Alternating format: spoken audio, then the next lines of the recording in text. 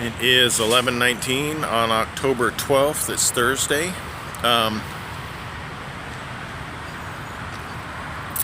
Where did I pick this up? I picked this up in Indiana.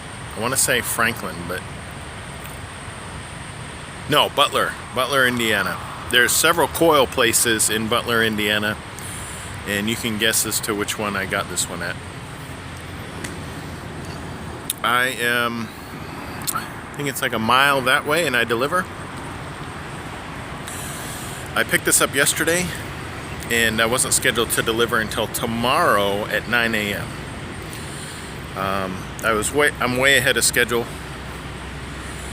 and so what I do is I send in an ETA. When I got up this morning at 5 a.m., I said, here's my ETA. I'll probably show up there around 11 a.m. today. They do have parking. I'm at a Pilot right now.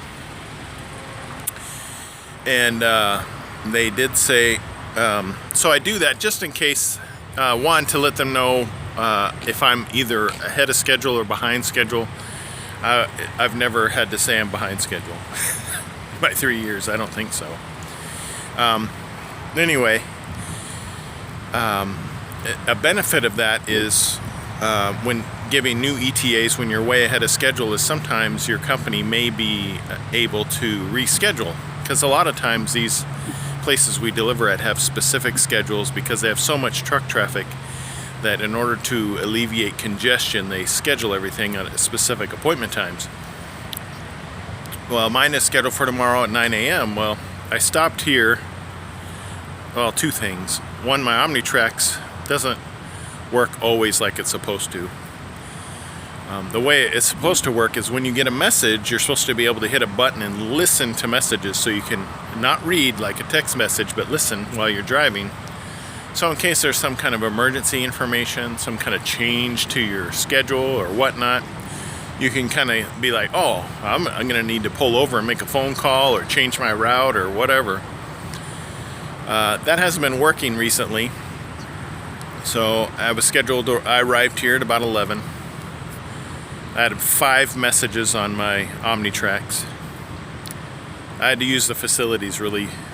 It was expedient that I go into the facilities before I even see what the messages are about. So I did that.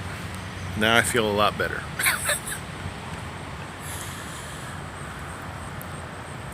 I come back and I have on my OmniTrax a message saying that today they will work me in around 12 o'clock. So I'm a mile away.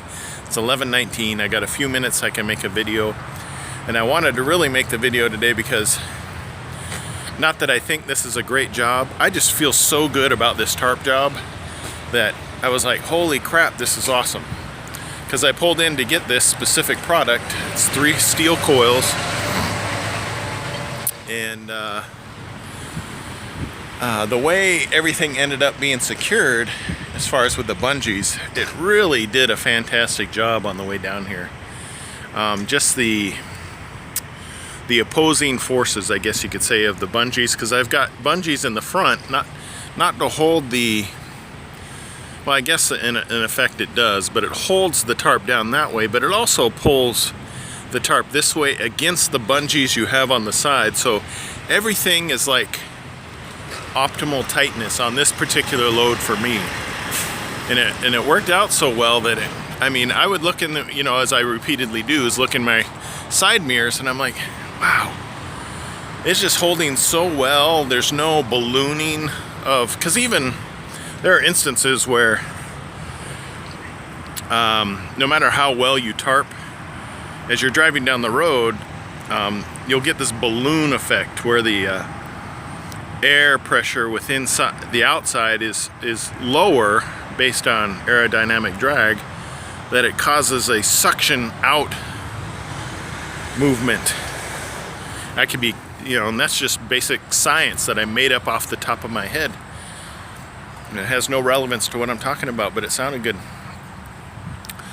No, basically it balloons out, and because either air is getting in or it's being pulled out. Well, this time, with this particular load, what you see right now is how it looked as I drove down the road, and I was kind of surprised. I was like, wow. So I kind of chalked this up to one of my favorite tarp loads, or one of my favorite tarp jobs.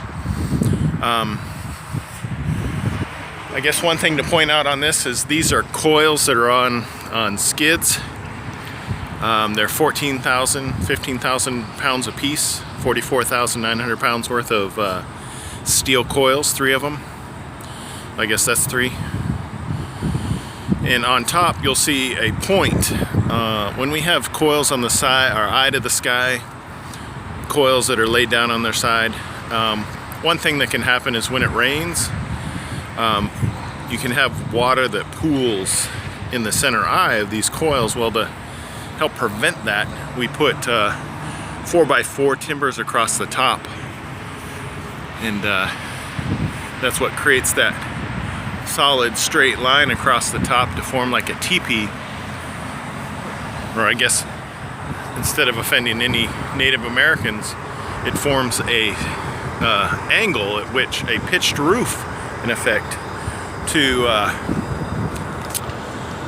shed any water or other environmental calamities that may try to invade the top of my coils.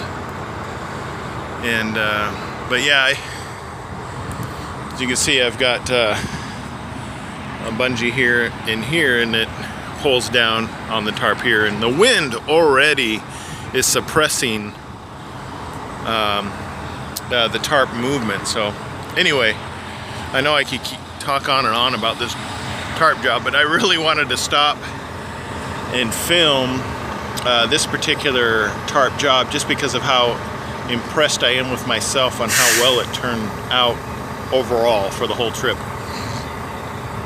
And even though I have 3 years of flatbed driving experience, I never say that I'm an expert. In fact, I still consider myself a novice. Maybe not quite a novice, maybe I'm at a journeyman level now, but I'm always learning new things. I'm always getting tips from other drivers. Sometimes that's polite criticism, and sometimes it's less than polite. But either way, I'm learning new things every day, and I will continue to learn new things. As soon as you think that you can't learn anything else, then you know you've reached the level of education that makes you stupid. Because as soon as you say there's nothing more for you to learn, that means you're stupid. That's just my opinion, that's not fact. But anyway, I get carried away with everything I'm talking about. Again, the rear bungee is not there to hold this towards the product. It's actually to pull and hold this particular area tight, and it prevents it from movement. So anyway, I'm going to stop this where I'm at now and proceed over to drop this off today, because I wasn't expecting to drop this off until tomorrow. I'm in Jackson, Tennessee, and hopefully I make it home tomorrow, really soon tomorrow, because there's big plans for this weekend. I actually took a day off, a vacation day on Monday, to enable me to accomplish something quite extraordinary this weekend. And I need to be home tomorrow in order to accomplish it. So if I don't make it home tomorrow, you can cancel everything extraordinary that's going to happen.